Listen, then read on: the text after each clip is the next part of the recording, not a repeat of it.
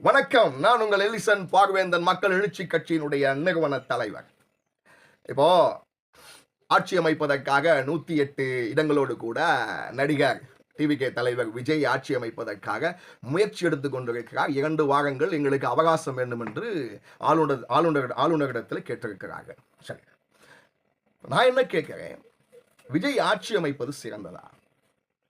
ஏன் இல்லைன்னு நான் சொல்றேன் அப்படின்னா, ஒரு மனிதன் புகழை விரும்பலாம். ஆனால் ஒரு மனிதன் புகழுக்கு அடிமையாவதோ, புகழின் மீது அதீத வெறி கொண்டிருப்பதோ, அது ஒரு மனோவியல் பிரச்சனை, அது ஆபத்தை உண்டாக்கும்.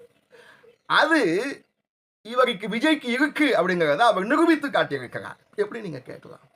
ஏங்க, கேரோவன்ல ஒரு கூட்டத்தை முடிச்சுட்டு ஒரு வெளியில போனா மக்கள் வந்து விழுவுறாங்க, விபத்து நடக்குது, சாகுறாங்க. அதை தவிர்த்திருக்கலாமா இல்லையா ஒரு தலைவனாக இருந்தார்? சரி, கூட்டம் நடந்த உடனே கேரோவன்ல போகாம எப்படி போறோம்னே தெரியாம ஒளிந்து மறைந்து சென்றிருக்கலாம். விபத்துகள் தவிர்க்கப்பட்டிருக்கும். அப்படி விபத்துல சாகுறாங்கள, வருத்தப்பட்டிருக்கிறாரா? அதை நிறுத்துவதற்கு ஏதாவது மெனக்கெட்டு இருக்கிறாரா? அவர் என்ன பண்றாங்க, 41 பேர் இறந்தாங்கள, அந்த இடத்துக்கு போகிறதுக்கு முன்னாடி என்ன பண்றாங்க, லைட் ஆஃப் பண்றாங்க. அப்படி ஸ்டைலா அப்படி உட்காந்துருக்காங்க. அப்படி ஸ்டைலா லைட் ஆஃப் பண்றாங்க. அவங்க முகம் தெரியுது, மக்கள் கத்துறாங்க. உடனே லைட் ஆன் பண்றாங்க, அப்படியே முகம் அப்படி உட்காந்துருக்க தெரியுது, கத்துறாங்க. அப்படியே லைட் ஆஃப் பண்றாங்க, மக்கள் கத்துறாங்க. Off on off on off on. Yo, என்ன மனநிலையா அது? என்ன மனநிலை? என்ன மனநிலை? மக்களெல்லாம் பைத்தியக்காக நினைச்சியா நீ? மக்களெல்லாம் பைத்தியக்காக நினைச்சியா? இல்ல மக்களை எந்த இடத்துக்கு நீ கொண்டு போக விரும்புற? குத்தடிக்கிற இடத்துக்கு நீ கொண்டு போக விரும்புறியா மக்களை? 41 பேர் செத்து போனாங்க ஈரோட்டில். என்ன சார், இவரை கொண்டு வந்து நீங்க முதலமைச்சராக உட்கார வச்சா அங்க என்ன நடக்கும்? Light off light off light on light off light on light off light on, இதான நடக்கும். அப்புறம் வெளியில போகும்பொழுது கேரவன்ல போய் எல்லாரும் ஓடி ஓடி செத்துக்கிட்டே இருப்போம், டெய்லி செத்துக்கிட்டே இருப்போம், சாவு கதையா கேட்டுக்கிட்டே இருப்பீங்க. நான் என்ன சொல்றேன், புகழின் மீது ஒரு மனிதனுக்கு புகழ் வந்தால் அந்த புகழை யார் தனக்கு கொடுத்தார்களோ அவருக்கு நன்மையாய் திருப்பி விட தெரிந்தவன் தான் தலைவர். அந்த தலைமை பண்பு விஜய்கிட்ட கொஞ்சம் கூட இல்லை. அவர் மந்திரி சபை அமைக்கிறதை யார் சார் விரும்புவா? அவர் அமைக்கக்கூடாது. அவருக்கு யார் ஆதரவு கொடுக்காதீங்க. நான் அவங்க ஒன்று சொல்கிறேன், என்ன செய்யணும்னா அதிமுகவும் திமுகவும் இப்போ சேரணும். ஏன்னா இவரால் அமைச்சரவை அமைக்க முடியலன்னா அடுத்தது யார்கிட்ட கேட்பாங்க? அதிக பெரும்பான்மை உள்ளவர் யார்? திமுக கேட்பாங்க. 73, அதிமுக எவ்வளோ வச்சு? 53. 2 பேரும் ஒன்று சேருங்க. யாராவது ஒருத்தருக்கு ஒருத்தர் என்ன செய்யுங்க, திமுகவுக்கு அதிமுக என்ன செய்யுங்க, நீங்க ஆதரவு கொடுங்க. திமுக ஆட்சி அமைக்கட்டும். இதுவரையிலும் செய்த தவறை செய்யாம இருக்கிறதுக்கு அவரை கட்டுப்பாட்டுக்குள்ள வைங்க. செய்யக்கூடாதுன்னு உறுதி வாங்கிட்டு அவரை உட்கார சொல்லுங்க. விஜய் வரத்துக்கு, விஜய் என்கிற ஒரு ஆபத்தானவர், மனோவியல் பிரச்சனை இருப்பதை போன்று நடக்க வேண்டிய ஒருவர், அவர் வரத்துக்கு திரும்ப ஸ்டாலினா வரலாம், இல்ல ஸ்டாலின் வர முடியாது, உதயநிதி வரலாம், இல்ல ஸ்டாலின் வந்து அந்த விஜயினுடைய அந்த 2 தொகுதியில ஒரு தொகுதி திருச்சி கிழக்குல நின்று திரும்ப வென்று வரலாம், இல்லையா அதிமுகவினுடைய எடப்பாடி பழனிசாமி அவர்களே வரலாம். எடப்பாடி பழனிசாமி அவர்களே வரலாம், இல்லைன்னா உதயநிதி ஸ்டாலின் வரட்டும்.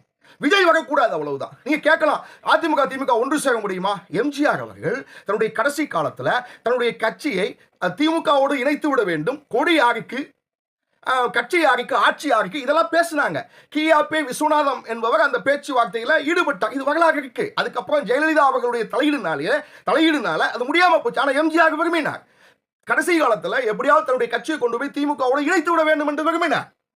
அதனால இப்படிப்பட்ட ஒரு விஜய, ஒரு ஆபத்தான ஒரு மனோநிலை இருக்கக்கூடிய ஒரு விஜய நீங்க முதலமைச்சர் இருக்கையில் உட்கார வைப்பதை தடை செய்வதற்காக நீங்க 2 பேரும் ஒன்று சேரலாம். ஒன்று சேர்ந்து அதிமுக ஆட்சியையோ திமுக ஆட்சியையோ கொண்டு வரலாம். இதுதான் எங்கள் மக்கள் எழுச்சி கட்சியினுடைய ஒரு ஆவல். இது வந்தா நாடு நல்லா இருக்கும் சார், நாடு நல்லா இருக்கும். நீங்க கொண்டு போய் விஜயை உட்கார வச்சீங்கன்னா, நிறைய நான் சொல்ல விரும்பல, ஏன்னா அவருடைய பர்சனலை டச் பண்ணக்கூடாதுன்னு நினைக்கிறேன். நாங்கள் நாகரிகமாக போக விரும்புகிறோம். விஜய்க்கு ஒரு தவறான புகழின் மீது ஒரு அதீத வெறி இருக்கிறது. அந்த வெறி இந்த தமிழக மக்களுக்கு நல்லதல்ல. அது இந்த தமிழக மக்களை ஆபத்தில் கொண்டு போகும். இன்னும் சொல்றேன், அவருக்கு பக்கத்தில் ஆதவ் அர்ஜுனான்னு ஒருத்தர் இருக்கிறார். அவருடைய பின்புலம் என்ன, அவருடைய நடவடிக்கை இதுவரையிலும் அரசியல் எப்படி இருந்திருக்கு, கொஞ்சம் கூர்மையா கண்ணோக்கி பாருங்க. அவரும் அரசியல்ல ஏதோ ஒன்றை எதிர்பார்த்து மக்களுக்காக அவரும் வரல, ஆதவ அர்ஜுனாவும் மக்களுக்காக வரல. செங்கோட்டையனை தவிர அதுல யாருக்கும் அரசியல் தெரியாது. செங்கோட்டையனை தவிர அதுல இருக்க யாருக்கும் அரசியல் தெரியாது. விஜய்க்கும் அரசியல் தெரியாது, ஆதவ அர்ஜுனாவுக்கு அரசியல் தெரியாது, அதுக்கு எல்லா எம்எல்ஏஸுக்கும் அரசியல் தெரியாது. அவங்க எப்படி சார் இனிமே கத்துக்கிட்டு வருவாங்கன்னா, ஒரு மனிதனை அறுவை சிகிச்சையில கொண்டு போய் போட்டு வச்சு கை தேர்ந்த மருத்துவ அறுவை சிகிச்சை பண்ணணுமா?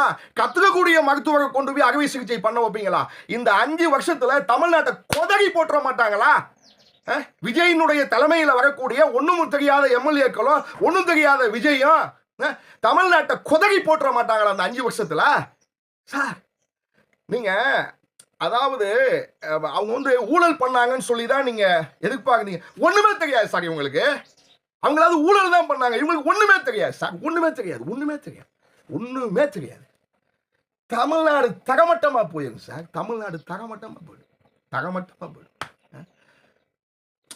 கடைசியா ஒன்று சொல்றேன், வருத்தப்படாதீங்க. அரிஸ்டாட்டில் சொல்லுவாரு, நிறைய முட்டாள்கள் சேர்ந்து உருவாக்கிய ஒரு அரசுல என்ன புத்திசாலிகளும் வாழ வேண்டி இருக்கிறதுன்னு சொல்லுவார். ஓட்டு போட்டவங்க எல்லாம் முட்டாள்னு சொல்ல நினைக்காதீங்க. வருத்தமா இருக்கு. யாருக்கு ஓட்டு போடணும் அப்படின்னு ஒன்று யோசிக்கணுங்க. ஏதோ ஒரு ஈர்ப்புல விருப்பத்துல ஓட்டு போட்டீங்கன்னா, அந்த ஈர்ப்பு அந்த விருப்பத்துல ஓட்டு போட்டீங்க பார்த்தீங்களா, அந்த மாதிரி உருப்படாம தாங்க ஆட்சி இருக்கும். இவங்க நான் எந்தவித காழ்ப்புணர்ச்சியிலையும் பேசல, நொந்து போய் பேசுறேன். ஏன்னா அரசியல்ல வரவன் அரசியல்வாதியா தான் இருக்கணும், ரைட்டா? சினிமாவில் வரவன் சினிமாக்காரனா இருக்கணும், மருத்துவத்துறைக்கு போறவன் மருத்துவனா இருக்கணும், ரைட்டா? நீதித்துறைக்கு போறவன் நீதி சம்பந்தப்பட்ட லாயரா இருக்கணும், ஒரு ஒரு வழக்கறிஞராக இருக்கணும், ரைட்டா? பொட்டிக்கடை வச்சிருக்கவன் அதுக்குள்ள தகுதி உள்ளவனா இருக்கணும், வியாபாரியா இருக்கணும். இவர் இன்னும் சினிமாக்காரனா தான் இருக்காரு. இவர் கூட உள்ளவங்களும் இன்னும் அதே மனநிலையில தான் இருக்காங்க. இவங்களை போய் ஆட்சியை கையில கொடுத்தீங்கன்னா கொதறி போட்டுருவாங்க சார்.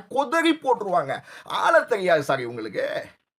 இவங்களுக்கு ஆள தெரியலாம். தமிழ்நாட்டில் மக்கள் எப்படி வாழ போறான் அதைத்தான் கேட்கும். இவங்க ஆள தெரியாதவங்களை வச்சிங்கன்னா தமிழ்நாட்டில் எப்படி வாழ போறான் சார்? நான் என்ன சொல்றேன்னா, எந்த வகையிலும் மந்திரி சபை டிவிகே தலைவர் விஜய் தலைமையில் அமைஞ்சிடுச்சுன்னா வர 5 வருஷம் தமிழ்நாட்டின் தலையெழுத்து சாபக்கேடாய் போய்விடும்.